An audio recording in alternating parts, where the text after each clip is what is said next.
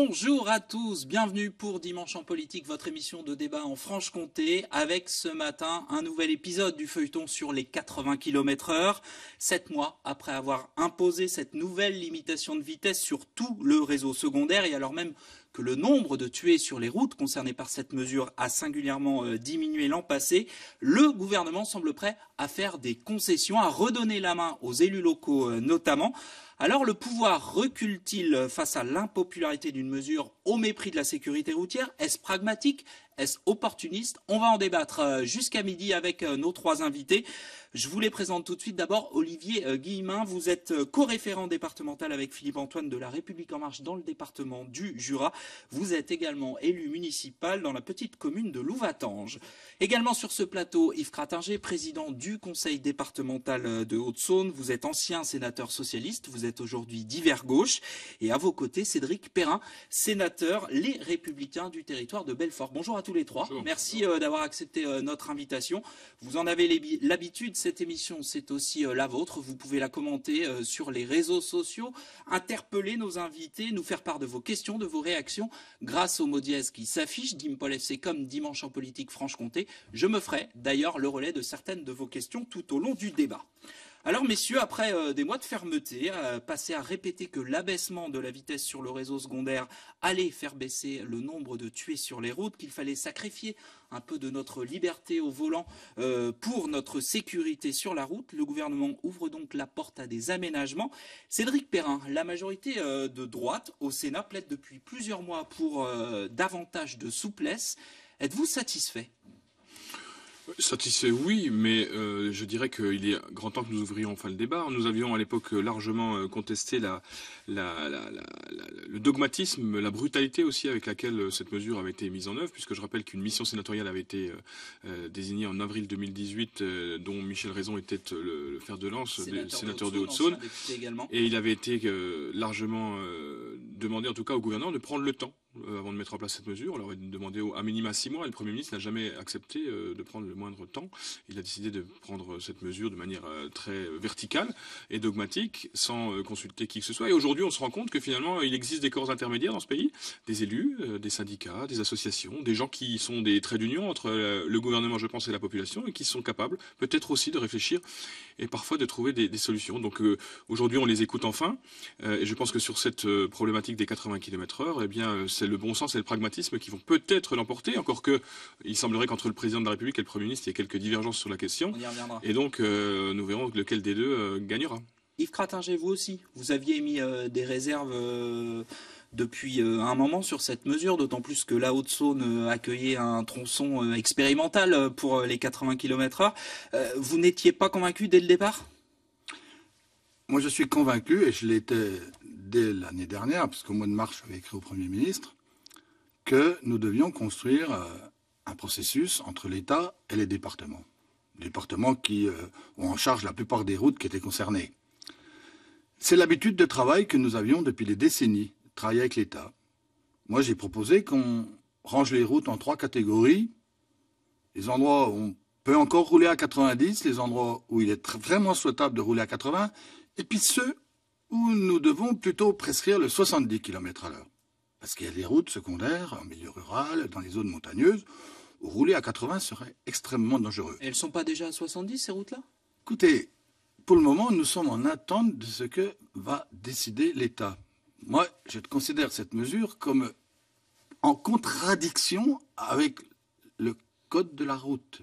Le conducteur doit adapter sa vitesse aux circonstances, mais aussi au profil de la route. Et les routes, elles ont des caractéristiques différentes selon le service qu'elles apportent.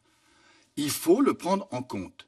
Et le code de la route, il dit qu'il y a des vitesses maximales aussi qu'il faut respecter. Laissez-moi finir, j'ai bientôt terminé. Je dis, aujourd'hui, d'après les propos du président de la République, la sagesse semble l'emporter. On revient vers ceux qui s'occupent des routes toute l'année. Il y a beaucoup de choses à dire sur le processus en question. On a voulu faire passer les élus locaux pour des assassins de la route. C'est pas le cas. La route est un sujet dont nous nous préoccupons tout le temps, sérieusement, que ce soit dans le territoire de Belfort, dans le Jura, dans la Haute-Saône et dans tous les départements de France. Aujourd'hui, une tentation de revenir vers les corps intermédiaires, les élus locaux, ce que vous avez très bien dit, chers collègues. Je le souhaite, je l'espère, mais ce n'est pas encore exprimé de façon claire et définitive. Olivier Guillemin, le débat est ouvert, néanmoins, le Premier ministre l'a reconnu. C'est quand même une sacrée volte-face. C'est une volte-face. Bon, il y a déjà, il faut prendre en compte le fait qu'il y a eu quand même un mouvement de contestation fort et il y a une nécessité d'écoute de ce mouvement. Une nécessité d'écoute aussi des élus. C'est ce qui est fait aujourd'hui. Le gouvernement recule devant les Gilets jaunes, notamment. Il recule. Je ne sais pas si c'est un recul. C'est une écoute, tout au moins, de la volonté de la population, enfin, de l'expression de la population, d'une partie de la population. Il faut quand même voir, avant de taper sur Édouard Philippe, que la prise de cette mesure qui était de toute façon à l'origine impopulaire. Et il le savait, quand il l'a pris en responsabilité par rapport à des éléments très factuels d'augmentation de la mortalité routière sur les dernières années. On a eu quand même des éléments. Ça a surtout été pris par une mesure parisienne. Non, je crois pas. Il a quand même été à l'écoute. Finir Olivier Guillemin. Il a quand même été. Je tiens à faire la part des choses. On va laisser finir Olivier Guillemin et je vous redonne la parole. Il était quand même à l'écoute quand même en observation de ce qui était une augmentation nette de la mortalité sur les dernières années. Il était à l'écoute aussi. Il y a une augmentation. Après l'année de référence en matière de mortalité routière, c'était 2013, l'année la plus faible. Et depuis 2013, on a constaté une légère augmentation, très légère, mais c'est pas le bon l'an passé. Et c'est redescendu l'an passé. Au niveau de 2013 à peu près. C'est redescendu l'an passé, peut-être aussi par d'autres facteurs que le 80 km/h. Est-ce que vous considérez... Il faut être réaliste, on a eu une année quand même très sèche où les conditions de route étaient sans doute bien meilleures que d'autres années. Est-ce que vous considérez, Olivier Guillemin, qu'il s'agit d'une mesure de sécurité publique? Bien sûr, les études montrent... Il n'y a aucun doute pour vous là-dessus? Il y a des études sérieuses. Alors bien sûr, maintenant, aujourd'hui, sur les réseaux sociaux, on voit plein d'études, plein d'avis, plein de choses comme ça qui remettent en cause les études extrêmement sérieuses qui conduisent à mettre en évidence que le 80 km/h est une vraie mesure de sécurité routière. Je me suis occupé de ce dossier pendant 10 ans, à l'Assemblée des départements de France. Il y a 3 paramètres qui interviennent de façon déterminante dans les conséquences des accidents routiers. Il y en a un qui s'appelle la route. Elle évolue constamment. Et la route d'aujourd'hui n'a pas grand-chose à voir avec la route d'il y a 20 ou 30 ans. Je n'ai pas besoin de dire pourquoi ni comment. Vous le comprenez très bien. Deuxièmement, il y a le parc de véhicules. Et les plus gros progrès obtenus viennent des châssis coques qui ont remplacé les châssis rigides, des ceintures de sécurité, des airbags, de tous les éléments qui ont amélioré la performance du véhicule. Et le dernier paramètre, c'est l'accidentologie qui est due au comportement des conducteurs. Et qu'est-ce qu'on constate dans les dernières années? Il faut le dire. Alcool, drogue, endormissement, portable. Et vitesse? C'est pas le plus déterminant. Quand on regarde les résultats en 2017 en Haute-Saône sur l'ensemble des accidents, nous avions regardé avec Madame Lecaillon, ces 4 paramètres étaient tous impliqués. Parce que souvent la vitesse va avec l'alcool. Souvent la vitesse va avec la drogue. Mais donc il y a la vitesse. Oui, mais elle s'additionne. Et quand les gens sont drogués, c'est pas le panneau qui est là qui les empêche de rouler. Cédric Perrin, juste j'aimerais vous faire réagir à une réaction qu'on a... que j'ai perdu d'ailleurs, François qui nous dit il faut savoir reconnaître quand on a fait une connerie, qui commente. Est-ce que vous iriez jusque-là? C'était une connerie de vouloir généraliser sur l'ensemble du réseau une même vitesse maximale? La connerie, c'est de ne plus écouter les gens depuis maintenant 1 an et demi. La connerie, c'est de faire des choses complètement verticales. Moi, je pense que pour qu'une mesure soit acceptée, il faut qu'elle soit acceptable. Or, il arrive un moment où, vous savez, c'est l'histoire de la goutte d'eau qui fait déborder le vase. Certes, on remplit, et il y a un moment donné où le verre est plein et où ça déborde. Et là, je pense qu'à un moment donné, la goutte d'eau, elle a débordé avec les 80 km/h. Il y a eu d'autres facteurs. Mais il faut savoir accepter, effectivement, que quand on a fait une erreur, de pouvoir revenir en arrière, de faire un peu amende honorable. Pour ça, ça nécessite peut-être un travail sur soi-même, je ne sais pas. Mais en tout cas, moi, ce que je dis, c'est que pour que ce soit accepté, il faut que ce soit acceptable, il faut que les gens en prennent conscience. Aujourd'hui, regardez la problématique. Aujourd'hui, quel gâchis, un an après, quel gâchis, même pas 6 mois après. Les radars ont été détériorés pour 70% d'entre eux. on a changé tous les panneaux, etc. Moralité, on a un manque à gagner quand même de l'ordre de 500 millions d'euros. Donc cette opération, si on devait revenir dessus, ce que je souhaite, ou en tout cas si on devait faire beaucoup plus de pragmatisme et qu'on devait donner aux territoires ruraux, ou en tout cas aux territoires tout court, une capacité à décider, eh bien ce serait un énorme gâchis puisqu'on aura dépensé plus de 600 ou 700 millions d'euros parce qu'on aura refusé d'écouter le Sénat qui demandait à ce qu'on réfléchisse à cette question et qu'on se donne 6 mois d'attente. Et aujourd'hui, les chiffres qu'on nous donne, il est quand même assez cocasse de voir que ceux-là même qui nous expliquaient qu'il faut au minimum 2 voire 5 ans d'expérience sur une mesure pour voir si elle produit des effets, qui nous explique qu'en 6 mois, c'est la mesure des 80 km/h qui viennent diminuer le nombre de morts sur les routes. Pour 116 décès, pour 116 décès dit la sécurité routière. D'autant plus que la sécurité, c'est pas une science exacte. La sécurité, c'est pas une science exacte. Donc aujourd'hui, quand on vous cumule malheureusement les décès sur la route, c'est sur les nationales, sur les autoroutes, en ville, etc. Donc, non, mais les 116 morts, c'est sur le réseau secondaire où la majeure partie des routes est passée à 80. Moi, je me réjouis que le nombre de morts ait baissé. C'est l'ensemble des routes. Excusez-moi, c'est l'ensemble des routes. Non. Si. Non, il y a 2 chiffres. 259. Il y a 2 chiffres. Il y a 2 chiffres. Les 116 morts en moins, c'est sur les routes secondaires, majoritairement concernées par. Vous savez combien il y a de kilomètres de routes départementales? 385 000. Vous savez combien il y a de routes qui appartiennent aujourd'hui à l'État, quand j'enlève les autoroutes privées? C'est 11 500. Et moi, il y a un sujet avec lequel je suis pas d'accord avec Yves Cratinger, mais c'est pas très difficile, c'est le problème de l'entretien des routes.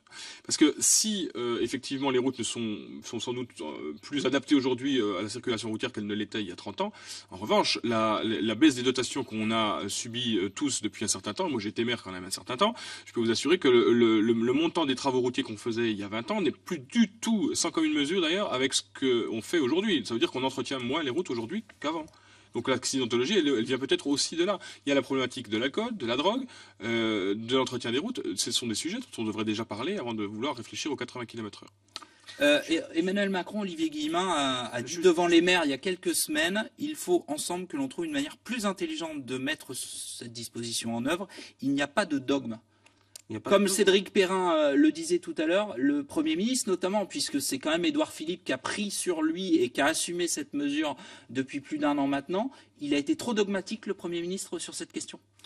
Je ne sais pas s'il a été trop dogmatique. En tout cas, il a répondu aussi à l'attente des associations de sécurité routière qui voyaient effectivement une dégradation des résultats en matière de sécurité routière. Quand on parle de l'entretien des routes, c'est vrai, les conseils départementaux font des gros efforts et moi je peux de baisse de l'entretien des routes. Je peux le constater. Je suis celui qui, à l'IDRIM, a créé l'Observatoire national de la route. Je rejoins Cédric Perrin, il y a des problèmes sur les communes qui ont eu leur dotation baissée. Il n'y a pas de problème sur les départements qui n'ont pas baissé leur niveau d'engagement. Je vais tout à fait dans votre sens. Quand on voit la déviation de Sceaux, quand on voit le carrefour vers Pem, qui était un carrefour très accidentogène. Et la déviation de Pem. On sera tous d'accord pour dire que le département de Haute-Saône est très proactif sur la question des routes depuis des années. Mais c'est pas le sujet du jour. Mais c'est pas le sujet du jour. J'aimerais que vous reveniez à la vitesse. Parce pour autant, je reviens à la vitesse. Alors par rapport à la vitesse, justement, il y a quand même un élément important à prendre en compte, c'est que l'accidentologie ne se passe pas sur les petites routes sinueuses. On a 55% des accidents mortels qui se déroulent sur des routes qu'on appelle des belles routes, c'est-à-dire où il y a des bas-côtés, où il y a juste une question. Et c'est celle qu'on viserait à 90, celle où les gens ont l'impression de commencer. Moi, il y a juste une question, aujourd'hui, on a tous malheureusement connaissance de gens qui ont de la famille ou des gens qu'on connaît directement qui sont décédés sur la route, malheureusement. Et on a régulièrement dans la presse des gens dont on constate qu'ils sont décédés le week-end sur la route, etc. Sur effectivement parfois des lignes droites. Le problème, c'est est-ce que ces gens-là se tuent à 91 km/h ou est-ce qu'ils se tuent à 140? Est-ce que le fait de limiter la vitesse à 80 va limiter le nombre de morts et va empêcher les gens de se tuer à 140 ou pas? C'est ça la vraie question. Et les gens qui vont être pénalisés, c'est ceux qui roulent entre 80 et 85 et qui vont perdre un point parce qu'ils étaient 5 km au-dessus de la limite. C'est ça le vrai sujet. Dernier mort en Haute-Saône, ces derniers jours, Villefranchon, la personne s'endort. J'ai dit ça. Après, nous sommes tous préoccupés de sécurité routière. Le Premier ministre ne peut pas faire le procès ni au maire ni au département. Ça.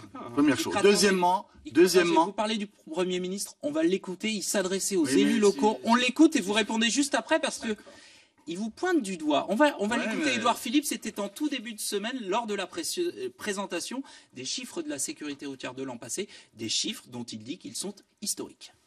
Depuis qu'on mesure l'accidentologie routière, il n'y a jamais eu aussi peu de morts sur les routes françaises. Les mesures qui ont été mises en place l'année dernière le 80 km/h. Les autres ont joué leur rôle dans cette diminution. Nous sommes fiers d'avoir pris nos responsabilités. Et je pense qu'avant la fin du débat, ou après le débat, chacun devra prendre les siennes en les assumant devant les Français. Depuis toujours, nous assumons nos responsabilités devant nos concitoyens. Donc vous assumerez la responsabilité. Vous pouvez me laisser parler parce que là, vous me coupez la parole tous les jours. Je vous coupe pas la parole. Je m'excuse, mais c'est pas supportable.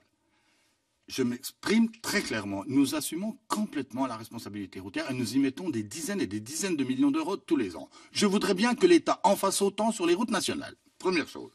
Deuxièmement, nous avons proposé à l'État de travailler ensemble à une diminution, à une limitation de la vitesse. Nous avons proposé, l'État a dit non, c'est tout, on n'a pas besoin de vous, on décrète que c'est partout pareil. Ce n'est pas logique, ça ne correspond à aucune doctrine routière établie ni en France ni ailleurs.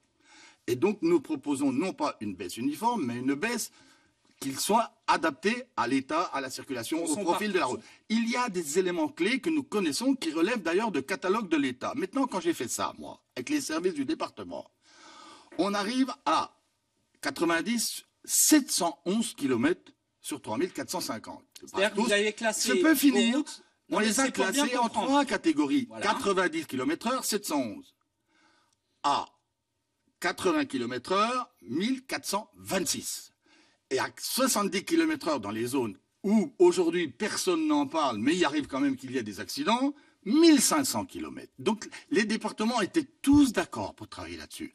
Et je dis, la question qui a été posée au départ par M. Perrin, elle est bien posée. Soit dans ce pays, on travaille tous ensemble pour arriver à des résultats, soit il y a des oukases d'en haut. Eh bien, depuis le début, je m'excuse de le dire, et c'est un grand regret pour moi, il y a beaucoup d'oukases dans beaucoup de domaines. Et je constate que ça ne va pas et que les Français le perçoivent et ne partagent pas. Et quand je dis ça en Haute-Saône, tout le monde me dit, y compris mon ami Michel Raison, parce qu'on se connaît depuis le lycée, il a mis en annexe à son rapport. Tout le monde dit. Du même bord politique. Oui, mais tout le monde.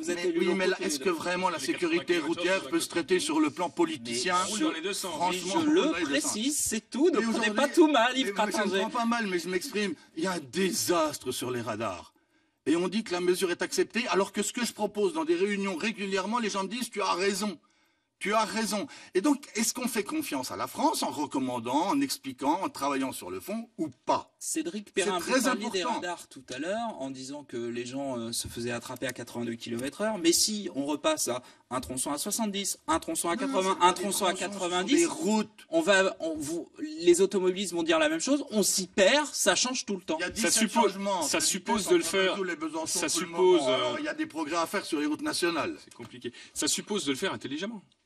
Il faut qu'effectivement, il y ait moi, je suis de ceux qui considèrent que ça ne doit pas être les seuls conseils départementaux qui doivent gérer ça. Il y a la sécurité routière, la prévention routière, il y a les préfectures, il y a des gens qui connaissent, donc ça doit être un travail collectif avec l'ensemble des acteurs.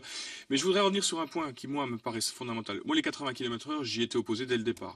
Mais j'en fais pas une question de dogmatisme. Ce que je voudrais essayer de faire comprendre, c'est qu'à un moment donné, la vraie question qu'on se pose, quand on a, moi, je sais pas si je suis entre deux eaux, je suis pas très vieux, je suis pas très jeune, mais la vraie question que je me pose, c'est quelle société on construit. C'est quelle société on construit demain? Est-ce que c'est une société qui est faite d'interdits, où on va décider de tout pour les gens? On va leur dire, vous n'avez pas le droit de conduire à plus de 80 km/h, vous avez le droit de fumer mais tant de cigarettes, vous avez le droit, on va nous faire payer l'air qu'on respire, etc., etc. C'est la société qu'on construit pour nos enfants de demain. Et moi, je ne suis pas pour une société d'interdits. Et je pense qu'à un moment donné, il faut aussi laisser un peu de souffle aux gens. Et on a vu très bien, et Yves Crattinger l'a dit, que si cette mesure était si acceptée que ça, peut-être n'aurions-nous pas aujourd'hui l'ensemble des radars du pays qui sont dégradés. Je vous donne la parole, mais juste, est-ce que vous croyez que le port de la ceinture de sécurité était bien accepté au début? C'est l'amélioration du véhicule, c'est ce que j'ai dit tout à l'heure. Non, moi, ça ne me pose pas de problème. Et 50 ans en ville, c'était bien accepté. Mais il y a toujours mais si une on veut, opposition. mais Jérémy, Chevreuil, si on veut qu'il n'y ait plus de morts sur la route, on supprime ou on le fait rouler les gens à 10 km/h. Si on veut plus qu'il y ait de morts du cancer du poumon, et on supprime la cigarette. Si on veut plus qu'il y ait de morts du alcool, on supprime l'alcool. C'est quelle société on veut construire demain? C'est ça la vérité. Olivier Guillemin. Je rejoins M. Perrin sur ce sujet-là. C'est un sujet qui est actuellement très présent dans les débats qu'on peut animer. Moi, j'ai encore animé un débat mercredi soir dans le cadre du grand débat national sur la thématique de la démocratie et de la citoyenneté. Parce qu'effectivement, quel est le rôle de l'élu?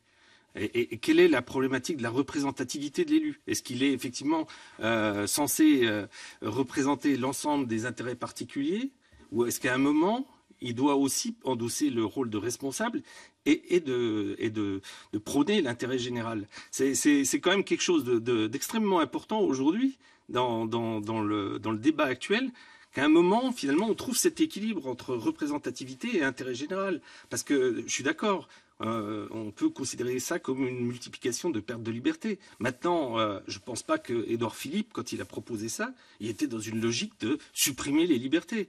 Il était dans une logique d'intérêt général. Mais vous n'avez pas compris que la question, c'est pas ça. La question, c'est la question de la goutte d'eau qui fait déborder le vase. Et à force d'interdire, d'obliger, de fiscaliser, eh bien les gens en ont ras-le-bol. Et c'est pas propre à ce gouvernement, parce que je pense que ça a daté d'un gouvernement de gauche, de droite, et au bout d'un moment, la bouteille, elle se remplit. Et là, elle a été trop remplie.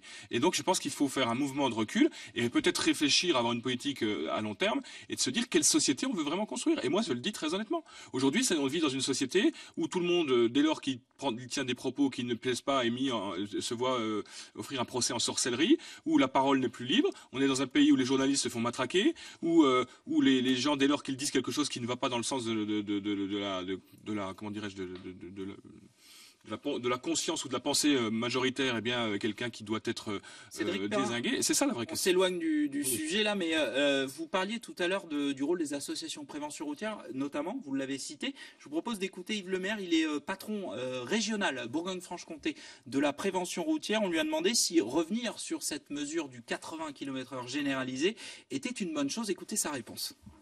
Ce sera une erreur, et je pense que déjà, si minime soit-il le nombre de morts, si minime soit-il, si important que soit-il, hein, je mets au rendez-vous nos hommes politiques, quoi. Penser une vie sur la route, le drame que ça engendre pour les autres. Hein. Notre slogan, c'est soyons responsables sur la route. Hein. Faisons tout pour sauver des vies sur la route, et faire tout pour sauver des vies sur la route. Baisser la vitesse, c'est une très bonne mesure. Soyons responsables. Yves Crattinger, c'est peu ou prou le même discours qu'Édouard Philippe. En quoi les élus locaux sont les mieux à même de juger de la vitesse maximale autorisée que les experts de la sécurité routière, par exemple? Parce qu'avec leurs techniciens, c'est eux qui tracent et qui dessinent les profils des routes. Et qu'une route, ça a une capacité limitée. Qu'une route, ça doit pardonner les petites fautes, mais pas forcément les grandes. Mais j'ai dit, puisqu'on en arrive à la responsabilité, moi je demande à l'État de régler 3 problèmes. L'endormissement, il y a aujourd'hui des pare-brises, comme hier on a mis des ceintures de sécurité qui permettent que quand vous fermez les yeux ou quand vous tournez la tête, la voiture ralentit et s'arrête, ça existe. Donc on le fait. Ça enlèvera tout cela. La personne qui est victime à protéger, elle sera encore là. Deuxième chose. L'alcomètre, on est prêt à le mettre dans les camions. Alors il faut être courageux. Il n'y a pas que les camions qui roulent sur les routes. Il faut traiter ça. Ça, c'est une mesure de fond. Ensuite, est-ce qu'on peut continuer à couvrir le réseau routier d'émetteurs de téléphonie mobile, toutes catégories confondues, qui encouragent les gens, et on en voit des centaines et des centaines tous les jours, qui téléphonent au volant, qui n'ont pas encore aujourd'hui viré leur cutie. Si demain, l'État décide que tout conducteur pris au volant en train de téléphoner n'a plus de permis, on en verra beaucoup, beaucoup, beaucoup moins. Il faut que l'État soit courageux, lui. Parce que dans les départements, que ce soit dans le territoire ou dans les autres ou dans le bien, chaque accident est analysé, même quand on n'est pas concerné a priori. Je trouve que c'est presque par rapport à nous, enfin, je ne vais pas employer des mots désagréables, mais très agressif, de considérer que les élus se foutent de ça. Ce n'est pas vrai. C'est même un sujet majeur de nos travaux. On est tous des élus responsables. La question de la sécurité routière, on en a tous parfaitement conscience. Et la volonté du Premier ministre, depuis le départ, ça a été de culpabiliser les élus. En disant de toute façon, mais moi je suis pour la sécurité routière, vous ne l'êtes pas. C'est pas ça la question. La question, c'est qu'on est tous extrêmement conscients qu'il faut faire des progrès. Mais la problématique, c'est que, c'est ce que je disais tout à l'heure, la sécurité routière, ce n'est pas une science exacte. Aujourd'hui, les progrès de la médecine, la rapidité avec laquelle les secours interviennent sur les accidents, l'extrême progrès qu'ont fait les véhicules aujourd'hui. Moi, je suis venu avec ma voiture pour venir à Besançon. Je suis désolé, aujourd'hui, une voiture, elle n'est pas autonome, mais elle en est pas loin. On a des progrès extraordinaires. Tout ça, ça participe évidemment à la diminution du nombre de morts sur la route, à la diminution du nombre d'accidents. Aujourd'hui, vouloir faire croire que la seule mesure des 80 km/h, et la raison pour laquelle le nombre de morts sur la route a diminué, est un mensonge. Il y a beaucoup d'éléments qui entrent en ligne de compte. Et le fait le Sénat avait la météo, c'est une juste raison.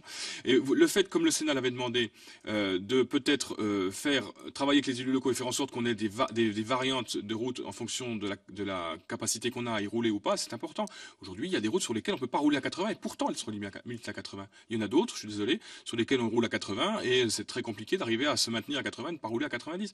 Il y a la problématique aussi aujourd'hui de l'étalement des rapports de vitesse sur des voitures automatiques. Si vous avez une voiture automatique, vous essayez de rouler à 80, ben vous roulez en 5e ou en 4e si vous avez 5 vitesses.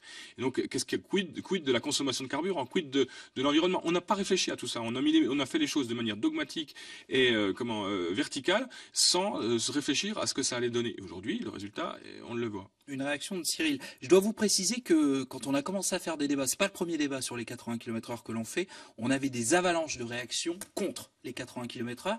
Et là, par exemple, pour cette émission, c'est un peu en train de changer. On a des gens qui s'affichent pour. Il y a quand même une majorité de réactions contre. Mais on a des gens... Regardez par exemple Cyril qui nous dit personne n'est pour cette limitation sauf les familles de victimes de la route. Non, on ne peut pas dire ça. Il faut pas... Mais il a le droit de...